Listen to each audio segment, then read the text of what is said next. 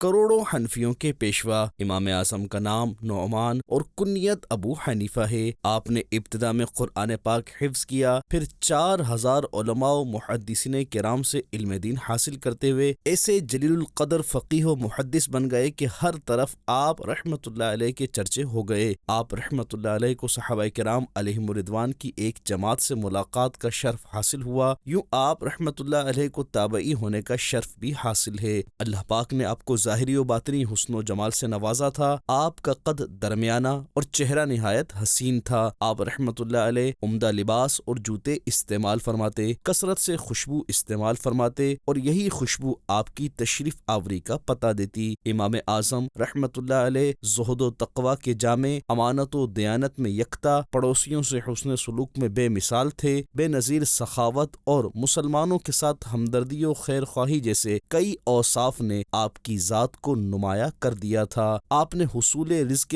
حلال کے لیے تجارت کا پیشہ اختیار فرمایا اور لوگوں سے بھلائی اور شرعی اصولوں کی پاسداری کا عملی مظاہرہ کر کے قیامت تک تاجروں کے لیے ایک روشن مثال قائم فرمائی۔ 150 ہجری کو عہدہ قضا قبول نہ کرنے کی پاداش میں آپ رحمت اللہ علیہ کو زہر دے کر شہید کر دیا گیا۔ آپ کے جنازے میں تقریباً 50,000 افراد نے شرکت کی۔ آج بھی بغداد شریف میں آپ کا مزار فائز الانوار مرجع خلائق ہے۔ امام اعظم کی مبارک سیرت کے متعلق مزید جاننے کے لیے امیر اہل سنت دامت برکاتہم العالیہ کے رسالے اشکوں کی برسات کا مطالعہ کیجیے۔ اس رسالے کو دعوت اسلامی کی ویب سائٹ www.dawatesllami.net سے فری ڈاؤن لوڈ بھی کیا جا سکتا ہے۔